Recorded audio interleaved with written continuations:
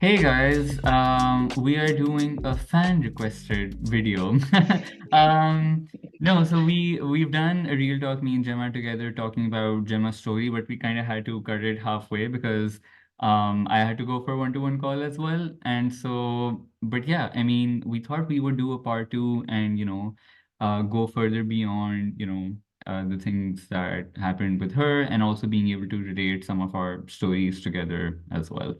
Um, so I think last time, as Gemma, you just mentioned, last time we were speaking about you having relationship OCD in your teenage years, I would say. No, so with the ROCD, it kind of got really bad in a serious relationship that I had from the age of like 19 to like 23, 24. I Okay. think that's definitely when it was at its most prominent. Right, right, right. Okay, okay. Um, and would you say that was like your kind of like your first bout of relationship OCD? Yeah, I would say I'd always been quite like insecure in relationships in general, but I would say Mm, that's definitely when it got the worst. And I think that's because the relationship I was in at the time, I like really valued, and I became really like, this is the relationship I want to be in. And like a lot had happened as well for us to get to the point that we were at. And I was kind of like, oh, if something goes wrong with this, it was all for nothing. So we have to stay together. And I was mm, putting a lot of emphasis on the relationship.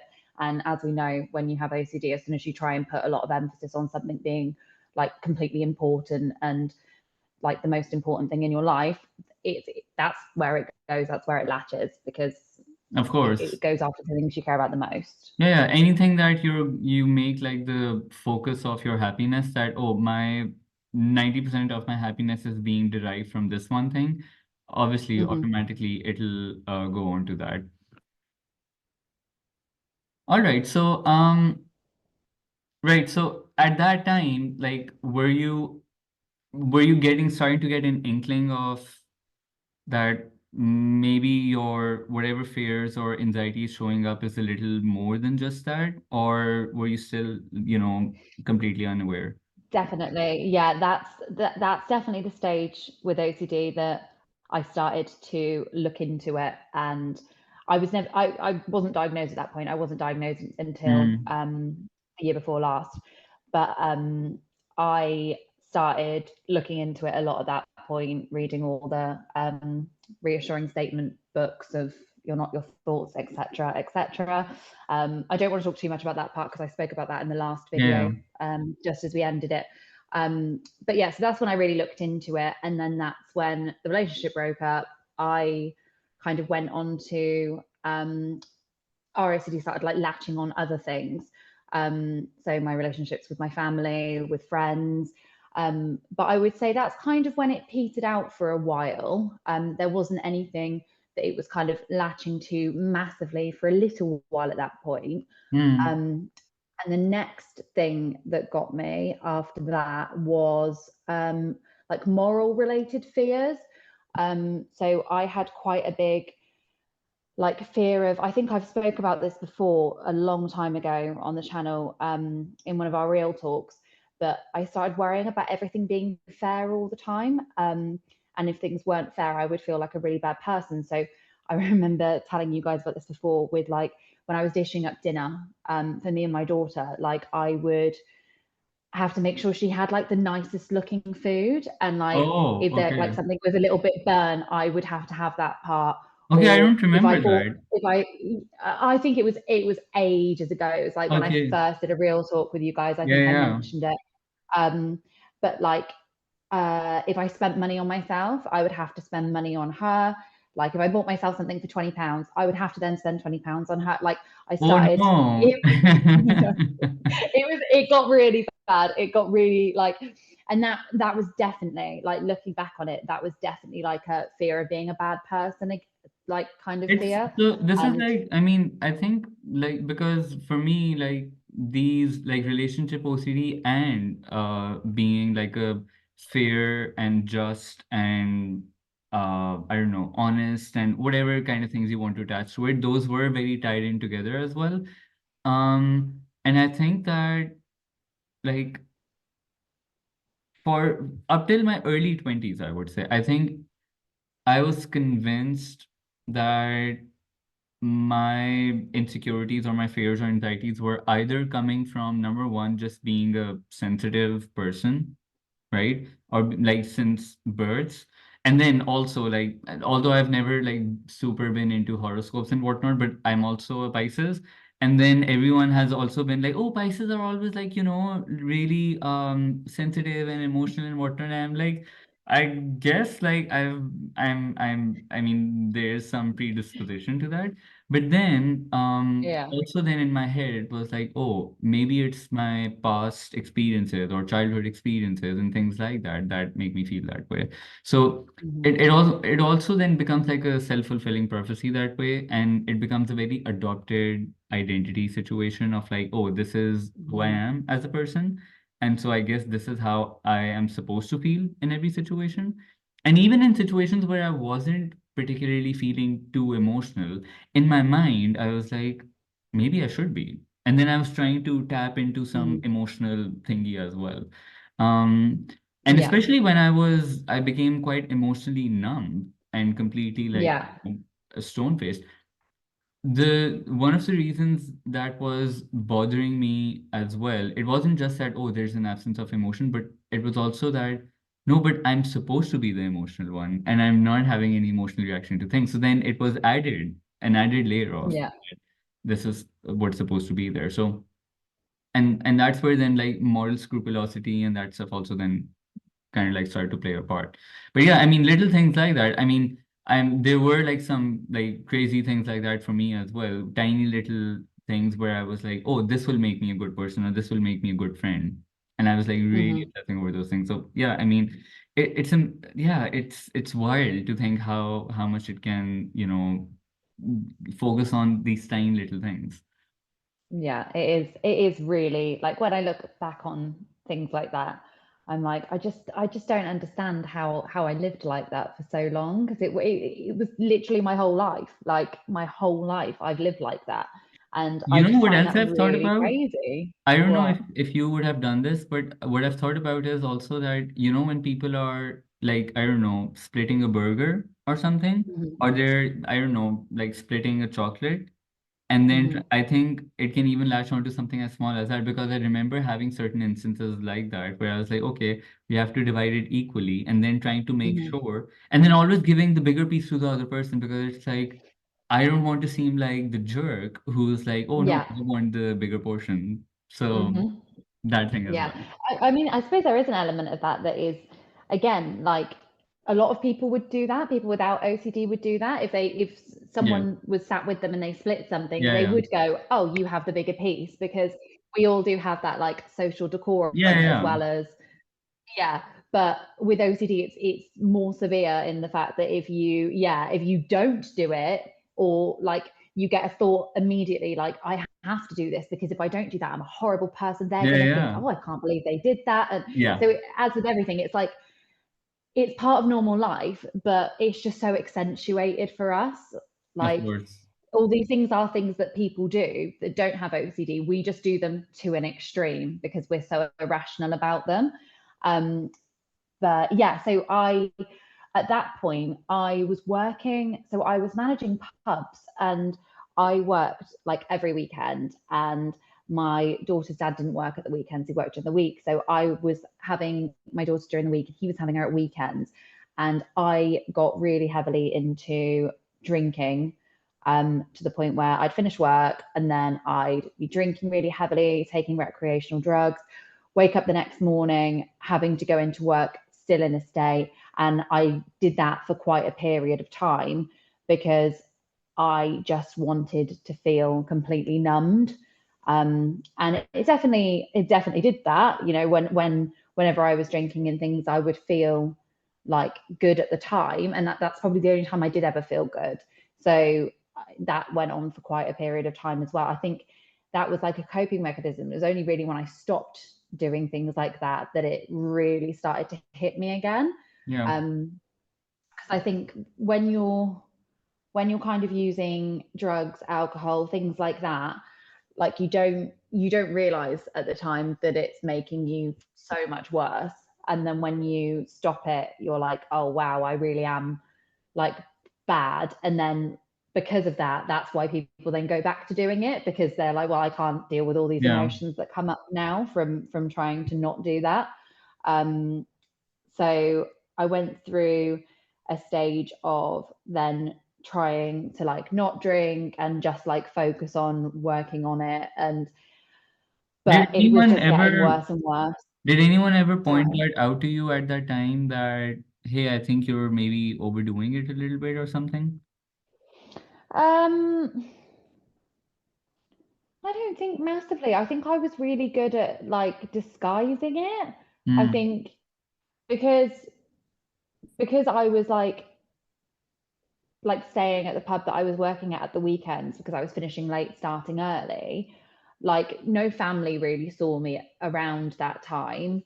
Um, and I mean, I would get really, really anxious about it and be like, oh, I need to stop doing this, and like mm, panicking about that and talking to my mum about it. But I mean, by the time I'd kind of no longer felt the hangover or anything, I would kind of feel a bit better for a few days, and yeah, then the cycle would continue. Um, but I think everyone just thought that it was part of the lifestyle of the job I was doing, because everyone else was doing it as well. Like, you know, everyone I worked with would, yeah. once we finished work, we would be drinking, and then the next morning we would all go into work feeling a bit sorry for ourselves. Like, Mhm. it was the lifestyle in general. So Yeah, I yeah. don't think it was, I don't think anyone ever kind of looked at So it it and went, didn't oh, like you shouldn't stand out be. as, odd behavior. Yeah, Yeah. yeah. Whereas they were doing it because they found it fun. Whereas again, like, you know, normal brains versus Yeah, OCD yeah. brains, people in that situation were doing it because it was fun, whereas I was doing it because it was the only time I didn't feel like shit. Yeah. So I was using it as like a coping mechanism, whereas they were doing it because they enjoyed it. Yeah, yeah, yeah. Um, but yeah, I kind of stopped all that and then left like that industry, because I knew that the industry I was in definitely wasn't helping the Yeah. situation. But I mean, even once I did that, I was still using coping mechanisms without realizing. Yeah. Like, I always had to be either dating or in a relationship, because I needed someone to kind of lean on and rely on and vent to, and I really Mm. struggled with being on my own. Do you know what Sorry. that reminds me of? Like I mean I definitely wasn't bouncing from relationship to relationship, but like in my head for me this is like many years. I think like since I was a teenager till I was in my mid 20s, probably something like that. Every single night I had to go to bed while thinking of a romantic or sexual fantasy. Like it was, I don't know, like it was just this like a very escapist thing. I think like Yeah. growing up, I was, especially as a kid, I was a bit of a very textbook idealist as Hmm. well. And so I mean, daydreaming all day long kind of thing, and weaving imagination and whatnot. I was that kind Yeah. of person. Um, and so, well, that's where also my love of books and writing also came into play, because I could then Yeah. completely apply all of that. But for some reason, it latched onto not latched onto, like and I can look back and see that that was almost like a compulsive thing, because I would feel like I am not bookending my day on a good note if I Yeah. don't sleep on while thinking about these things. Yeah. Like Yeah. even though Yeah. it's not like I would have a bad day, but for some reason I felt like, because I was also all a very stereotypical, like I had some stereotypical OCD things as compulsions as well, of Hmm. perfectionism and symmetry and this and that. Um, and so for me, it was also that just right feeling of I Yeah. want to end the day on a just right feeling. And the same when I would Yeah. wake up, I would want to start on a good note as well. But that would Hmm. be for me attached to school or something like that. That wasn't, I mean, I didn't wake up with sexual fantasies, but but I definitely wanted to go to bed with those. So Yeah. it, Yeah. it just, and it was some element of, also I don't know, it just made me feel like I was staying in touch with my bonds and my relationships Hmm. somehow, even though I Yeah. wasn't able to have relationships, but Hmm. like romantic or sexual relationships, but it felt like I could at least somehow like have some of them in my head at least, some sensibility, Yeah, like a yeah, like dependent. satisfy that part of your Yeah, brain. Yeah. yeah, Yeah. for No, sure. I completely get that. I used to have like a lot of like fantasies and things particularly when I was younger, like my daydreaming and things was off the charts. I was Mm, constantly like making up scenarios in my head, and I basically lived in my head at one point. Like I would wake same. up and I would have all these, yeah, and I would have all these scenarios, and like I would get really emotionally invested in them, and I would feel upset if they didn't go how I wanted them to. It's mad. Yeah. Did you? And I actually forgot about that until you've just said that. And Yeah. now I'm like, I spent years in my head. That's crazy. 100%, 100%. Like I could, like, even as a teenager, when you are typically, going trying to, spend time with friends and this and that, I was super happy just spending hours by myself Mm, and just like thinking of things and, writing fiction and reading fiction. Like I like again completely lived in my head. mm, Which I mean, when it carried forward into my chronic suffering, that's part yeah. of the reason why also I mean I would if I had to really think about it, I think that's part of the reason why I found exposures really hard to do as well, because I was so, even from a very young age, I was so comfortable just being in my head and just only Hmm. thinking about things and not doing enough. Yeah. Um, Yeah. Although, I mean, well, I I did do quite a lot when I was younger because with along with the daydreaming, I did have a lot of motivation as well. I had a lot of excitement for life as well. I did, I participated in a lot of like school competitions. I did a lot of theater and performances and this and that. And those things super enjoyed. I always wanted to do them. Eventually, then I lost the interest as well because of OCD. But yeah, those both those things were there. But then with chronic OCD, it was just the daydreaming part and no action part, basically. That's crazy, isn't it? It's really weird when you speak to like fellow OCD sufferers, and you always find so many things that you do that were the same, and you've Yeah, just always thought that it was just you that did them. yeah, Um, well, we all think we're a lot more unique than we actually yeah. are. Honestly, yeah.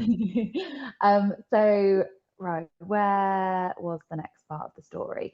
So yeah, I was so the moral scrupulosity. So yeah, so I stopped working in the pubs, Hmm. and I went into like a more of a 9 to 5 job. I got into a relationship. So I was kind of settling a bit more again. Um, but I'm trying to think which theme was going at the time. There's always a theme at the time. I'm trying to remember which was most prevalent at that time. Um, oh, that was like the harm related fears with my daughter again. So that's when they really started ramping up. Um, and I was really, really struggling with those at the time. And that's around the time actually that I found OCD recovery, um, and started working on it. And I think it was probably about a year into working on it that I started to feel like relief. And I started to get to a point where I actually thought that I was almost recovered. And then that's when I was absolutely slapped in the face, with the relapse that I had last January, which is something that I wanted to talk quite a bit about because it was it was an experience, and everyone's I so remember interested to that. hear about. Yeah. Yes, yes, you remember the FaceTimes with me crying, and it was hard. It was really, really hard, and I can't believe that was only a year ago as well. Like, because so much has happened in that time, and I've got so much better, like better than Does I've it ever feel been like in a that lifetime time. ago? It does feel like a lifetime ago. I Mm, actually can't believe that that was like a year ago. yeah. It's absolutely crazy. So yeah, so I'll start with the beginning of that relapse, if that's okay, Mm, because I yeah, think yeah, yeah. that's quite an interesting one. So it was December in 22 that I started to feel like a build up of it coming. Like I'd been feeling loads better. I'd been away in Poland and been absolutely fine, which was quite a big thing for me. And like all the like harm related fears around my daughter had like really gone to the point where I there was barely anything there. And I remember I was at the airport and I was texting Nick and I was saying, like, I just can't believe how much better I feel. And he was like, oh, you are just about to get on a plane though, something could go wrong. And I was like, no, you're not actually going to get me. Like, I feel absolutely fine. And I was traveling back from the airport, absolutely fine. And I couldn't believe it because planes have been a fear of mine for as long as I can remember. So the fact that I felt fine on that as well, I was like, yeah, this is really like gone. And then it wasn't around Christmas time, it was November. So I went to a concert with my friends, and I never get driven really. Like, I'm always the driver wherever I go. And I got in the back of my friend's car because she was going to drive there and I was going to drive back. And I just remember she was driving and I just suddenly went, I'm not in control of this car. And the fear that came into me was absolutely ridiculous, to the point where I said, right, I'm gonna drive halfway because it's quite a drive. Let me drive. So the first thing I did with this fear is I reacted with a compulsion. I went, I Yeah. can't be in the car with you driving anymore. And I got in the car and I drove. Um, and then we went to this concert and I could feel stuff coming in then as well, because I was kind of in a really big crowd and I was thinking like, oh, you obviously hear about in concerts when people get crushed and things like that. And I was like, oh, is something like that going to happen? And then I was like, oh, what if, a fight breaks out and someone has a knife? And I could feel loads of like harm related things coming in. Yeah. And which I realize now tied in with the health that then came, because basically I was fearing for my life. I was just scared of dying at the time and I didn't realize that that's what was going on. So I came back from that, and the like harm was becoming quite prevalent at that time. So I would like go out to like the cinema in the evening with my daughter or out for a meal or something. And I just remember every time I would feel so scared because I kept like looking over my shoulder thinking someone was going to come up to us in the street and hurt us. And I remember having an absolute breakdown on my partner at the time and just saying, I'm just so scared all the time. Like I just feel like someone's going to kill me. And it feels so real. And I don't know if that's because like I'm having a premonition and I know that something's going to happen to me. And then after that, By the way, and then that's also a good video for you to do, fear of being harmed, because I think that's like yeah. covered quite less. Usually people are mostly talking about, fear of harming, but Mhm. I think that's a good topic for you to cover separately as well. Yeah, that's a good point actually. I don't really hear about that massively. Yeah. People being concerned about being harmed. But yeah, that was definitely a big one. And then so after I spoke to my partner at the time about this fear I had of being harmed, things started to spiral because I'd spoke to someone about it and I'd mentioned it, and then suddenly I started getting, pretty much the same night, I started getting these headaches. And they were like a really weird sensation, and it felt like I had this dripping in my head, and I kept thinking like, why does it feel like it's dripping? Is there blood? And then I Oh was like, oh, God. I was like, it's a stress thing. And then I was like, no, it's an aneurysm. And then this is when it started to get really bad. This was around December time. No, I think this might have been just after Christmas. Sorry, this was like early January, literally like the first couple of days of January. So I went to go and pick my mum up from food shopping, and I was driving along, and I'd been having these headaches for ages now.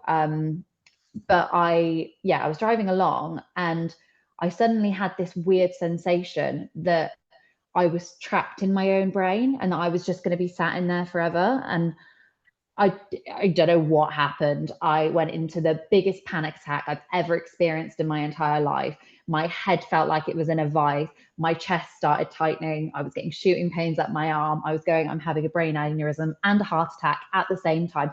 I mean, how unfortunate would Oh that be God. to have them both at the same time?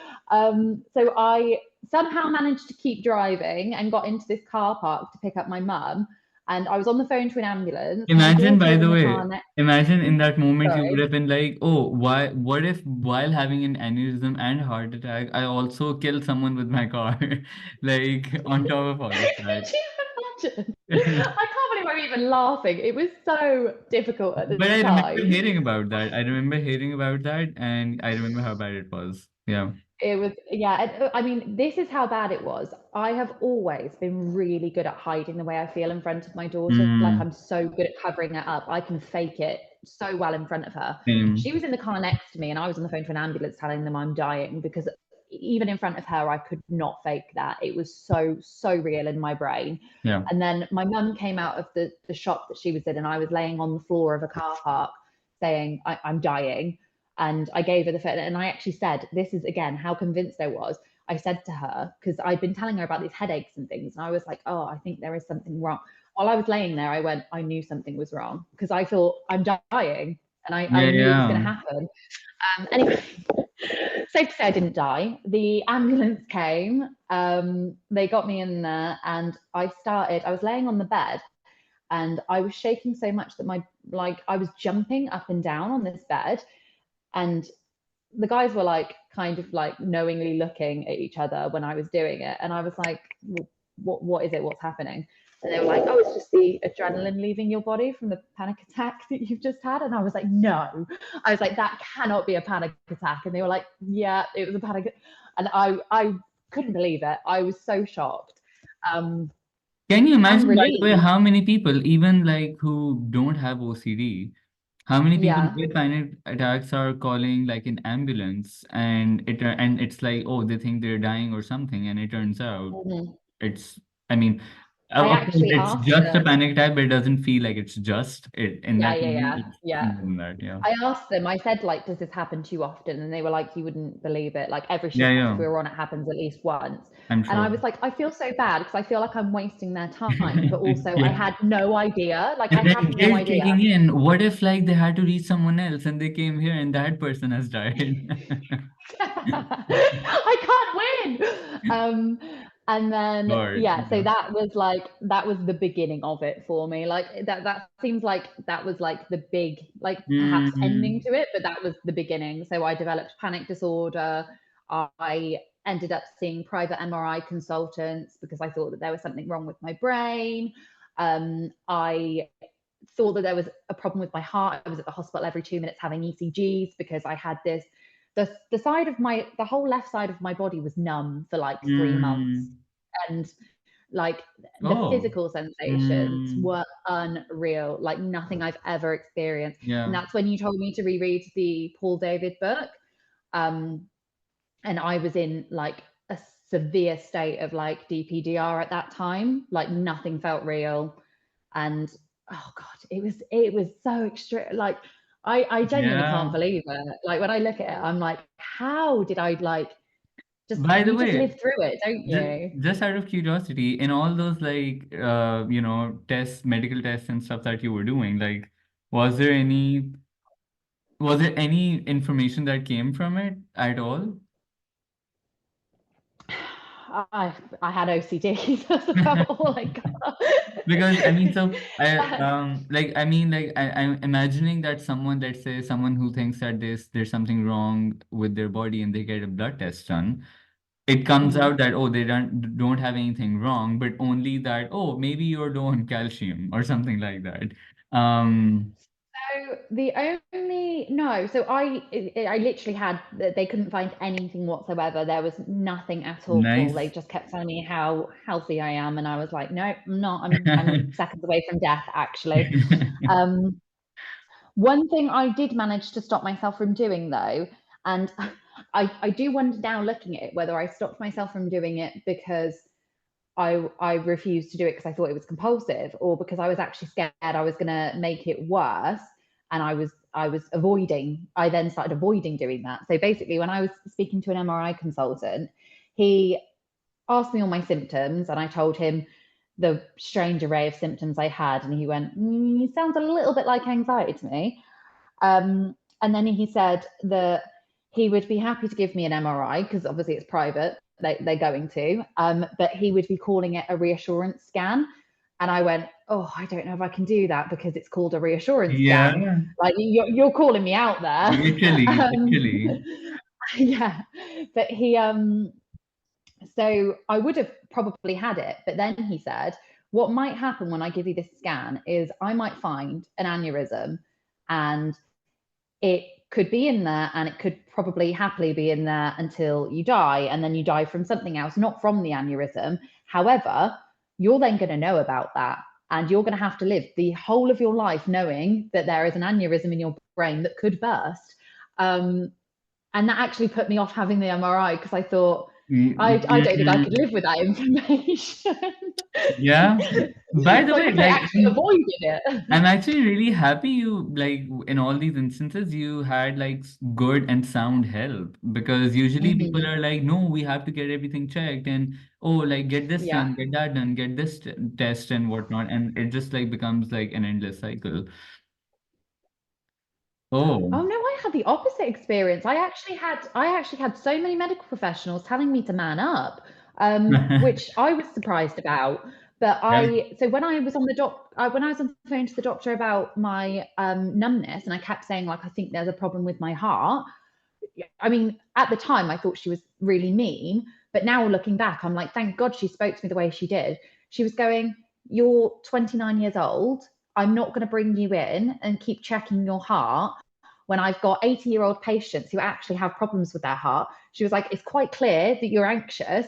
And I said, "But I feel like I'm having a heart attack. How do I know that I'm not?" And she went, "You're just going to have to leave it to chance, aren't you? The chances are you're not." And I thought she was so mean. But now I want to go and thank her and be like, "Thank you for," Yeah. because if you kept going, "Oh yeah, that does sound a bit, that does," like, I would have just kept going, kept going. But By she the way, actually like made me stop. I'm also imagining just from a medical professional's like point of view as well, what if they're also thinking that imagine a medical professional, especially with OCD, thinking, "Oh, I don't want this to be on my guilty conscience that someone died because I, denied them a test. So, like, yes, let's just in case get that done." But I mean, Yeah, yeah.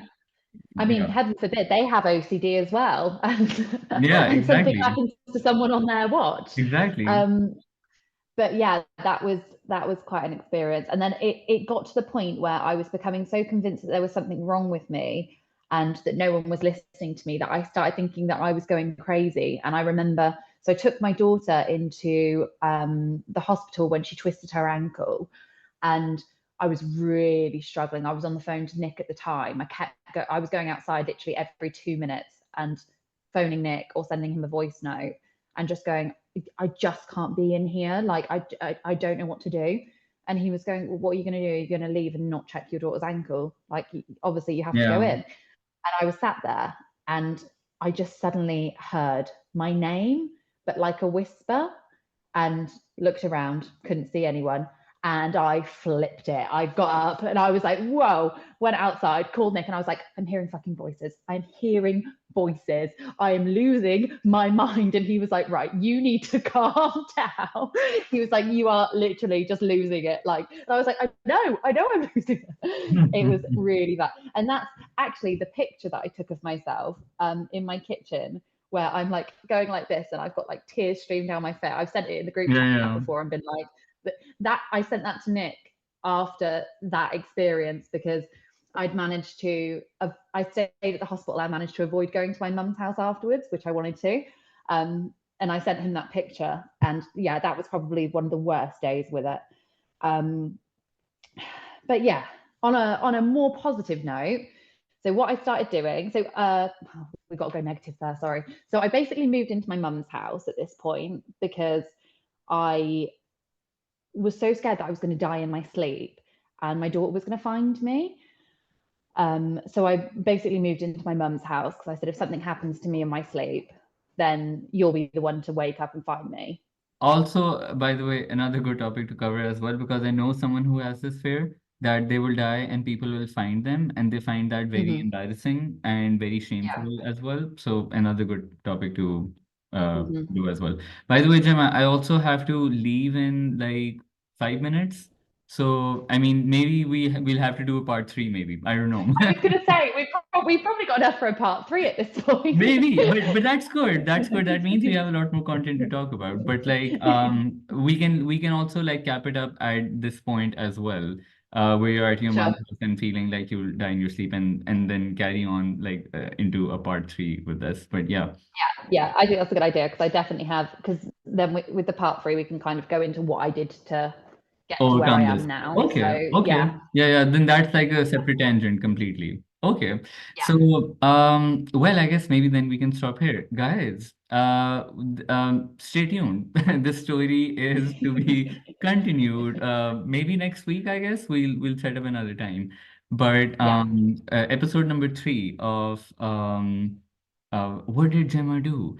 Is going to be it's going to air next week, so we definitely, yeah, I mean, because I also want to, honestly, I'm kind of hooked as well at this point. This is like serial or something like that, where you're really hooked on to like, hey, what's going to happen next? Because I know like overall your journey, but like I don't know like specifics like you're telling right now as well. Yeah, So yeah. even I want to know. So guys, we'll all tune in together to know more about Gemma. And Gemma, thanks for being here again. Great speaking to you as Thank always. you. And I guess see you around in the WhatsApp groups. See you soon. Yeah. Thank All you. right. Bye. Bye.